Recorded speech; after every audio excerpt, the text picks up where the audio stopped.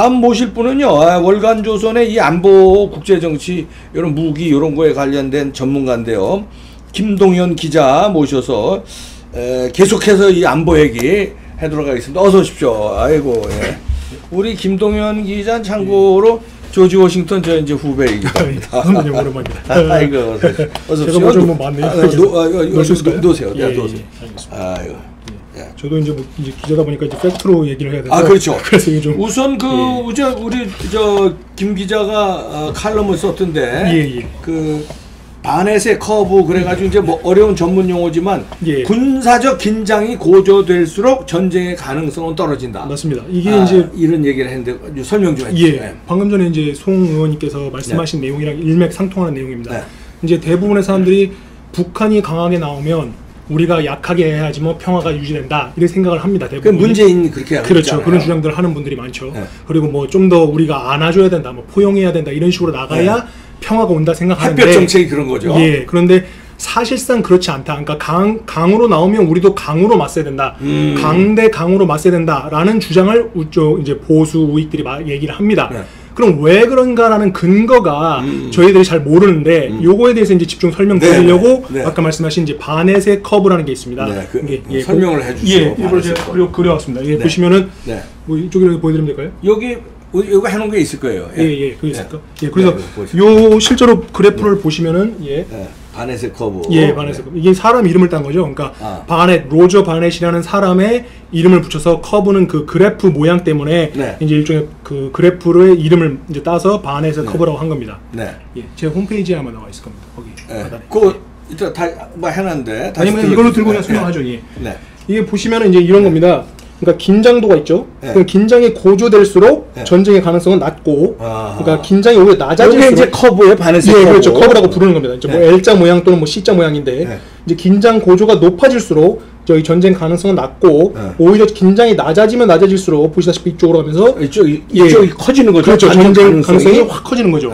그러니까 이게 이제 그 사람이 주장을 한 내용인데 이분이 이제 해군 중령을 예편해서 지금 해군 대학에서 이제 교수로 있는 사람입니다. 나오네요. 이렇게 나옵니다. 이제 이게 이제 긴장도라는 게 요건 낮은 거고 올라갈수록 긴장도가 높은 거고 요건 전쟁 가능성 요건 낮은 거고 이쪽으로 갈수록 전쟁 가능성이 높은 건데 그러니까 긴장도가 높아질수록 전쟁 가능성은 이쪽에 있으니까 낮은 거고 긴장도가 내려갈수록 이쪽에 전쟁 발발 가능성은 굉장히 높아지는 거다 이런 얘기입니다. 그러니까 소위 말해 이제 긴장도가 높아진다는 건 뭐냐? 그러니까 한마디로 우리가 지금 가장 대표적으로 2017년에 트럼프 대통령이 우리 한국으로 전례 없이 항공모함 3척을 한 번에 한 군데 몰아넣었어요. 그렇죠. 그러니까 이 뭐 스트라이크 여단이라 해가지고 거기를 한 군데 몰아넣었을 때. 그때 당시 북한도 그러고 전부 다 사람들은 이거 전쟁 나는 거 아니냐 또는 뭐 이거 긴장도가 너무 높아졌다 하면서 우려들을 했지만 사실상 그때가 가장 전쟁 가능성이 낮았다는 거죠. 역으로 설명을 하면 이 그래프를 바탕으로 말씀드리면요. 그러면 이제 이렇게 생각합니다. 이 손자병법이나 이런 데서도 보면은 우리 주장하는 내용이 이런 게 있습니다. 전쟁을 하지 않고 이기려면 이제 전쟁을 그러니까 우수한 전쟁은 전쟁을 하지 않고 이기는 전쟁이다. 라고 말을 했습니다. 그러니까 이거를 보고서 이제 전쟁의 이제 이 전문가인 클라우제비치가 이걸 해석을 이렇게 했습니다. 전쟁을 하지 않고 이기려면 전쟁을 할 것과 같은 강함을 보여줬을 때 약한 쪽이 전쟁을 하지 않는 것이다. 그러니까 이렇게 이제 풀이를 한 겁니다. 그래서 이 주장대로죠. 그래서 실제 사례들이 있죠. 이제 대표적인 사례들이 뭐냐면 그 박정인 장군이라고 있습니다. 예전에 백골부대 사령관을 하신 분인데 이때 당시 이제 북한이 도발을 했어요. 이제 늘 도발을 하니까요. 1973년도에 이제 도발을 했는데 당시 이제 70년대 한마디로 총을 쏜 겁니다. 이제 북쪽에서 남쪽을 향해서 총을 쐈는데 여기에 이분이죠. 박정인 장군이 포격으로 그러니까 총을 쐈는데 이제 포를 쏜 거죠. 포로서 이제 갚아준 겁니다. 근데 거기서 끝난 게 아니라 그때 당시 자신이 갖고 있는 예하의 모든 병력, 그다음에 모든 트럭 이런 거에 불을 다 켜고 전부 이 북진을 한 겁니다. 북진할 그 마지노선까지 다가간 거예요. 그러니까 북한에서는 당시에 비상을 내리고 전쟁 나는 거 아니냐 하면서 전쟁 바로 대비태세까지 떨어졌어요. 근데 그 이후에 전쟁은 안 났죠. 안 났고 이제 박정인 장군의 이 결단 때문에 비록 이제 옷을 벗긴 했지만 그 이후에 북한이 이 백골부대가 지키는 지역으로는 절대로 내려오지 않습니다. 내려오지 않고 저기 가면 이제 고착부다 이렇게 생각하는 거죠. 그렇죠. 볼벌 떠는 거죠. 그리고 백골부대 마크입니다. 백골부대죠. 그리고 그 이후로도 실제로 탈북자들, 그러니까 군 출신 탈북자들이 한국에 오면 첫 질문이 이제 이야기를 할 때 국정원에 대해서 박정희 정부는 잘 계십니까? 이런 질문을 한답니다. 걔네들이 벌벌 떠는 예. 말하자면 대한민국의 장군이에요. 그렇죠. 대한민국 장군이죠. 그러니까 그만큼 이 강함을 보여주니까 비로소 이제 한마디로 뭐 깨갱을 했다 이렇게 할 수 있는 거죠. 그래서 뭐 박정희 장군도 그랬지 않습니까? 그러니까 박정희 대통령도 예전에 이제 미친 개는 몽둥이가 약이다 하는 그 말이 언제 나왔냐면 이제 폴 버니언 작전이라고 이제 소위 말해 도끼 만행 사건으로 잘 알려졌죠. 그때 당시 있었던 것도 마찬가지입니다. 도끼 만행 사건인데요. 요 사건이 벌어지니까 바로 박정희 장군이 내 군화 철모 가져오고 이제 뭐 미친 개는 몽둥이가 약이다 하면서 이제 대응 군사 대비 태세를 합니다. 그때 당시 미군 주한미군 사령관이 박정희 대통령 시절에 그렇죠. 박정희 대통령 시절에 야 군화 가져와. 예. 그리고 미친 개 몽둥이가 약이다 아주 초전 박살내. 맞습니다. 이제 아주 박살낼 마음으로 준비를 하고 그 다음에 당시 주한미군 사령관이 그 일본에 있었습니다. 그러니까 위기가 터졌는데 일본에 있으니까 이 장군도 대단한 게 전투기 후방석에 탑승을 해가지고 한국으로 바로 옵니다. 바로 와서 이제 폴 버니언 작전이라는 작전명을 가지고 이제 한마디로 응징 작전에 들어간 거죠. 그렇죠. 그래서 이제 미군 쪽에서도 모든 가용 가능한 전투기, 전폭기를 다 지원을 해주고 거의 전쟁 직전까지 갔습니다. 물론 이제 전쟁은 안 났죠. 근데 이렇게 하고 나니까 이게 역사상 처음으로 김일성이 사죄를 합니다. 공식적으로 최초로 저놈들이 사죄 여태까지 할 놈들이 아닌데 절대 사죄 안 하죠. 사죄했죠. 예, 북한은 절대 사죄 안 합니다. 지난번에 오토 원비어 사건이 있고 나서 잘못했단 말 이런 방법 없습니다. 이런 방법 없는데 지금 그때 당시 최초로 김일성이 사죄를 했습니다. 그러니까 이런 만큼의 그러니까 강함을 보여주고 강한 이런 우리가 대응을 했을 때 적이 비로소 이 군사 의지를 꺾어버리는 겁니다. 그래서 이제 평화가 오는 것이고 그런 의미에서 아까 말씀하신 전술 핵 배치도 마찬가지로 이 논리가 이렇습니다. 이 바네서 커브라는 논리가 적이 그러니까 산술적으로 계산했을 때 1이라는 거를 내세우면 우리도 이거를 없애려면 그러니까 카운터하려면 똑같이 1로 대응을 한다. 그러니까 1-1은 0이 되지 않습니까? 그러니까 무력화가 되는 거죠. 그러니까 한마디로 핵을 배치했다. 우리도 핵을 가져야 돼요. 그렇죠. 동일한 그 가용 자산으로 핵을 배치했을 때 이게 두 개가 돼야 0이 되는 겁니다. 그렇기 때문에 긴장도가 높아질수록 전쟁은 날 가능성이 없다. 그래서 지금 현재 전술 핵이 없기 때문에 이제 닉슨 독트린이라고 이제 미국 닉슨 대통령이 말한 게 있죠. 그러니까 핵 우산을 우리가 제공한다 했기 때문에 지금 주한 미군이 다시 핵 배치를 할 수 있도록 현 정부 자체도 그걸 받아들일 준비를 해야 되고 거기에 협조를 해야 됩니다. 그래서 그걸 배치를 했을 때 전술 핵 배치를 통해서 이제 북한이 갖고 있는 핵도 무력화가 될 수 있는 일종의 카운터 포스가 되는 거죠. 그래서 이런 논리를 토대로 저희들도 이제 무조건 가서 강하게 나오면 우리도 강하게 해야 된다는 게 아니라 이 실제 있는 이론이고 예, 바네스 커브고 이거를 또 이제 1988년도에 논문에도 나왔습니다. 그러니까 억제의 차별이라는 논문이 있는데 이제 미국 국방성에 있는 사람들이 다 이걸 공유하는 논문입니다. 당시에도 나왔던 게 이런 게 있습니다. 그러니까 이 바네스 커브처럼 저강도 도발. 그러니까 지금 현재 우리나라가 처한 꼴이죠. 지금 목선 내려왔죠. 그다음에 한여름에 겨울철새인 기러기 때가 내려왔습니다. 근데 계속 기러기 때라고 주장을 하죠. 그러니까 그런 게 내려왔는데도 지금 아무 대응이 없어요. 그리고 첫 마디가 대공 혐의점 없다. 계속 이런 주장을 하고 있죠. 그러니까 지금 같은 저강도 도발이 많을수록 이런 거에 대한 억제력도 반드시 보여줘야 된다. 그러니까 억제의 차별, 그러니까 억제를 차별하지 마라. 이건 저강도라고 해서 차별하지 말고 저강도든 고강도든 가리지 말고 도발이 오면 올수록 우리는 거기에 상응하는 강한 힘을 보여줬을 때 적은 이 무력 도발을 할 생각 안 하는 겁니다. 근데 박근혜 대통령 때도 저강도 도발 목함 지뢰 이런 것도 있고 이럴 때 박근혜 대통령이 아주 단호하게 전투기 무장 발사해라 지시해 버렸잖아요. 맞습니다. 요게 이제 당시 이제 2015년입니다. 이 내용이 이제 별로 많이 안 알려졌는데요. 그 2015년 8월로 제가 알고 있습니다. 8월에 갑자기 북한 고위급이 내려왔습니다. 고위급 3인방 외에도 그때 한번 내려왔어요. 갑자기 대화를 제안을 했는데 그 이유가 뭐냐면 그 전에 우리 박근혜 대통령 정부 시절에 대북 확성기 방송을 계속합니다. 그러니까 북한에서는 하지 마라 우리 공격할 거다 공격할 거다 계속 엄포를 했어도 그러거나 말거나 박근혜 대통령은 우린 강하게 대북 방송을 한다 해서 계속 이걸 밀고 나갔습니다. 이걸 철수하 절대 안 했어요. 이거 그렇게 하니까 실제로 북한이 이 확성기 바로 옆까지 조준 사격도 했습니다. 맞아요. 그래도 멈추지 않았어요. 그래도 멈추지 끝까지 밀어붙이니까 북한이 이렇게 합니다. 우리 그러면 이제부터 전쟁에 들어간다 하면서 준전시 상태를 선포를 합니다. 우리로 치면 대북권 2 정도 되는 거예요. 그렇죠. 전쟁 직전입니다. 대북권 1은 전쟁 발발이고요. 준전시 상태를 이제 선포하니까 대한민국도 가만히 있을 수 없죠. 그래서 연합사, 합참 다 전쟁 준비에 들어갑니다. 그때 당시 이제 우리가 갖고 있는 최정의 전투기 F-16, KF-16, F-15K 전투기가 다 영공에 떴어요. 공중에 떠가지고 이제 명령만 내리면 이제 바로 전쟁에 들어가는 거죠. 네. 근데 아시다시피 우리나라는 이제 평화협정이나 이런 그 유엔의 협정 때문에 우리가 먼저 선제 공격을 할 수 없습니다. 네. 그 때문에 하지만 언제든지 북한이 우리를 공격하면 바로 무장을 발사하라는 지시를 하는 겁니다. 이제 요거를 전문적으로 들어가면 전 공군 관계자 이런 분들의 말씀을 토대로 제가 확인한 겁니다. 네. 전투기는 이 한마디로 이 스틱이 있죠. 이 조종관이 있습니다.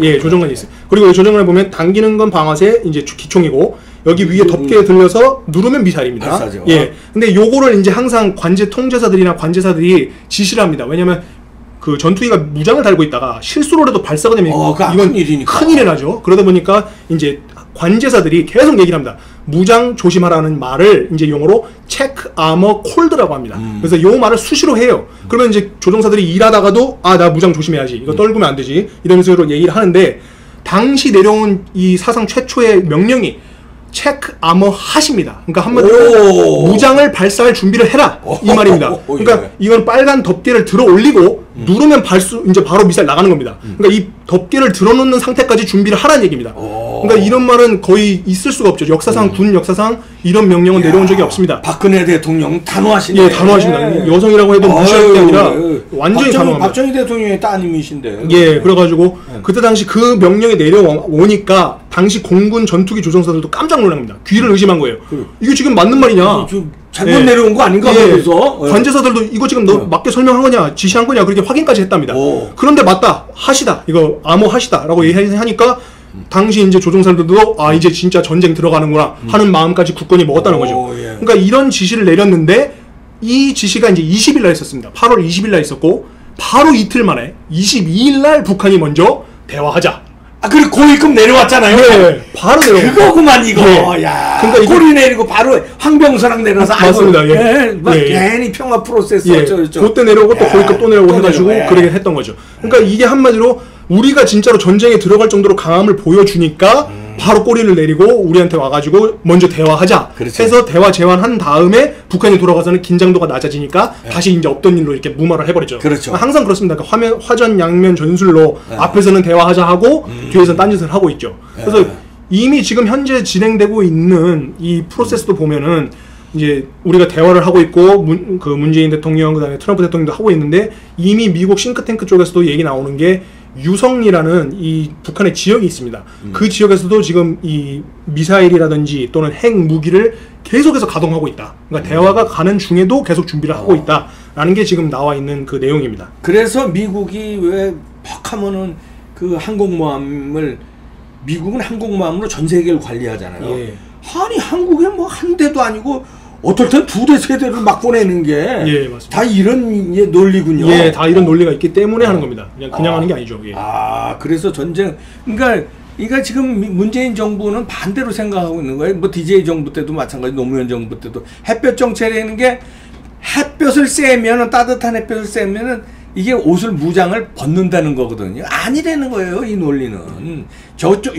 저쪽에서 웬만한 강도가 나와서 우리는 더 세게 나가면은 이게 무용지물이 된다는 거죠. 그래서 전쟁이 안 일어난다는 겁니다. 그렇지 않습니까? 무서워서도 전쟁을 못 일으키는데 만만하면 친다는 거예요. 만만하게 보이면 안 되겠습니다. 예, 말씀하신 대로 이제 햇볕 정책도 지금 현 정부가 하는 게 달빛 정책이죠. 똑같은 내용인데 달빛 정책. 예, 거기서 실제로 그렇게 합니다. 대외적으로는 햇볕 정책에서 이제 선샤인 폴리시, 그다음에 문재인 정부는 문샤인 폴리시 이런 식으로 좀 알려져 있습니다. 예. 자, 요 얘기 해주시죠.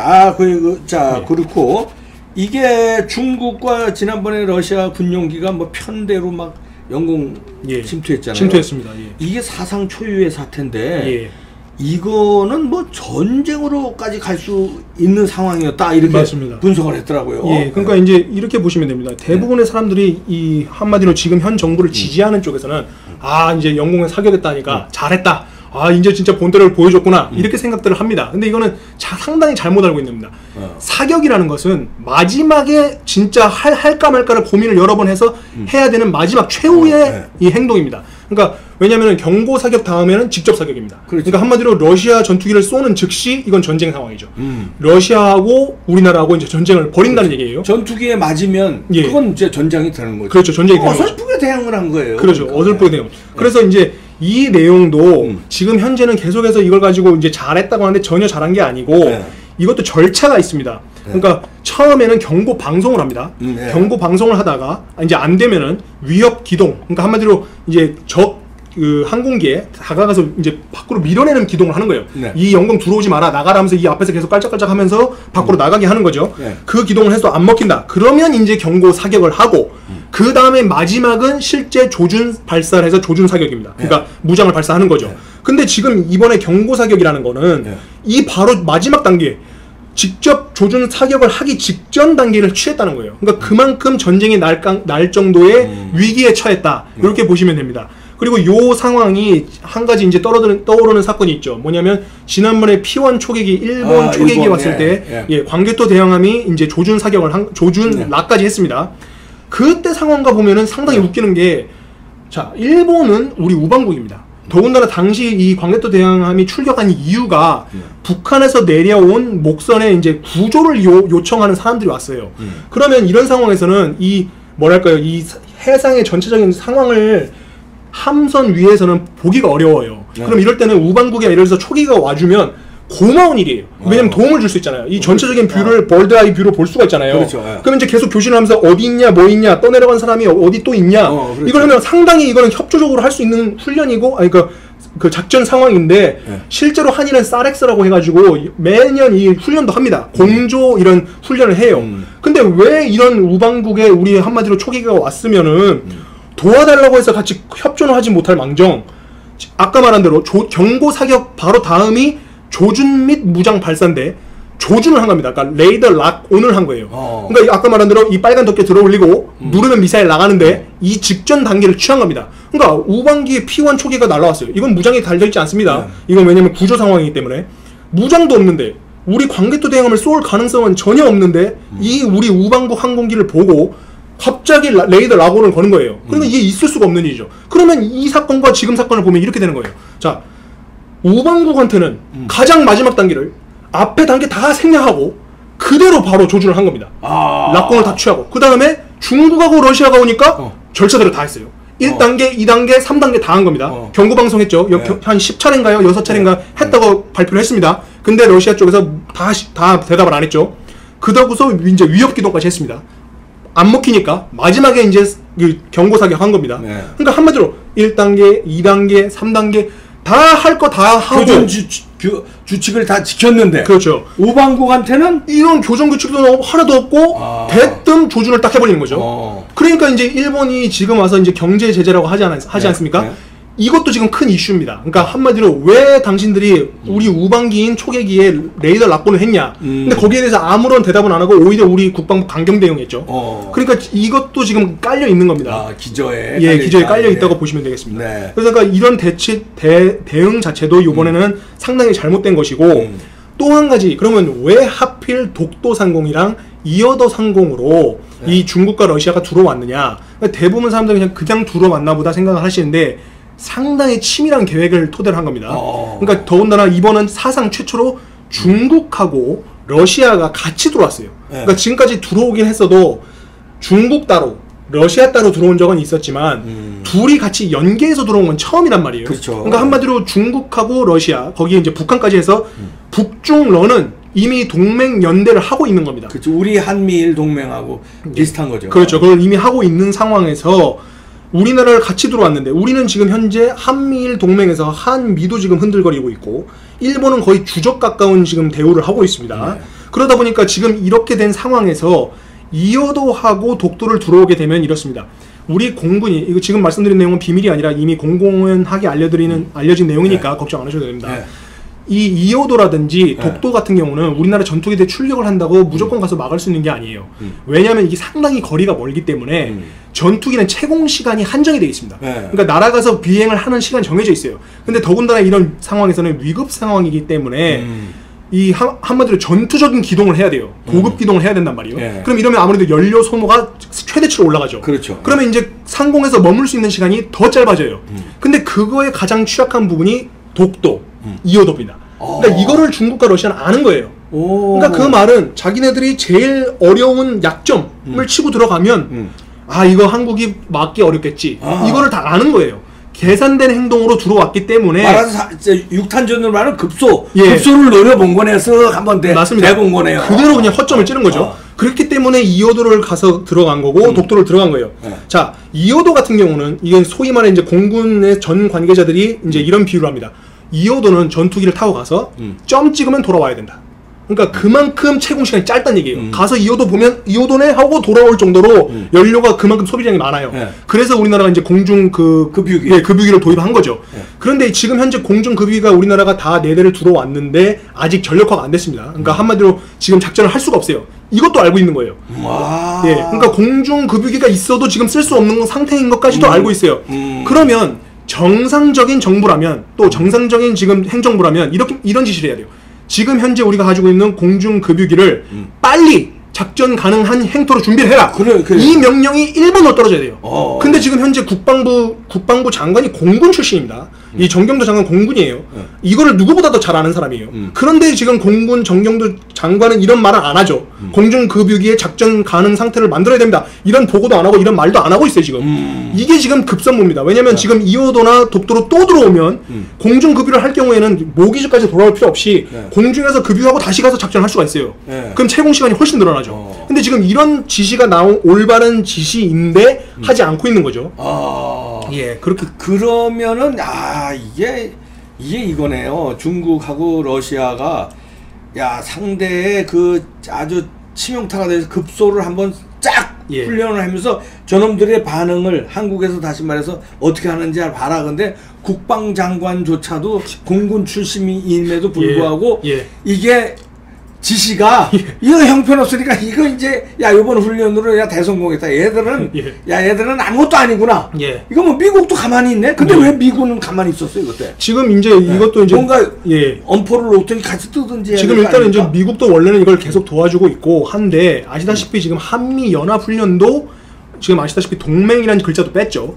한미 원래 그 19-2 동맹훈련인데 동맹이라는 글자도 좀 떼냈어요. 이걸 떼자고 우리가 제안했습니다. 지금 이런 상황이니까 미국 입장에서도 이런 영공침해 사건이 있어도 지금 원래 이 항공훈련도 여러 가지가 있습니다. 뭐 맥스 선더, 뭐 레드 플래그 훈련 이런 것까지도 여러 가지가 있는데 지금 이런 것도 제대로 시행이 안 되고 있죠. 지금 국방부 장관이 공군임에도 불구하고 지금 이런 상황이다 보니까 이 영공침범 사건이 벌어짐으로써 저희에게 시사하는 바는 뭐냐면 우리 대한민국은 지금 현재 우리 자력으로 영공 방어조차도 정말 힘든 겁니다. 이게 지금 제대로 들어갈 수가 없어요. 미국에 의존하지 않고서는. 지금 미군이랑 같이 이 동맹 관계를 굳건히 하고 이걸 유지해야지만 제대로 된 대응을 할 수가 있는데 지금 이번 사건에서도 이제 한번 좀 지켜보는 거죠. 보는 거고, 독도가 시사하는 바가 하나 또 있습니다. 요번에 독도를 뚫고 들어가니까 일본도 대응을 했습니다. 자, 이거를 가지고도 지금 이제 서로 이제 한일이 또 약간 싸우는 상황으로 들어갔어요. 근데 이것도 지금 러시아와 중국은 계산한 겁니다.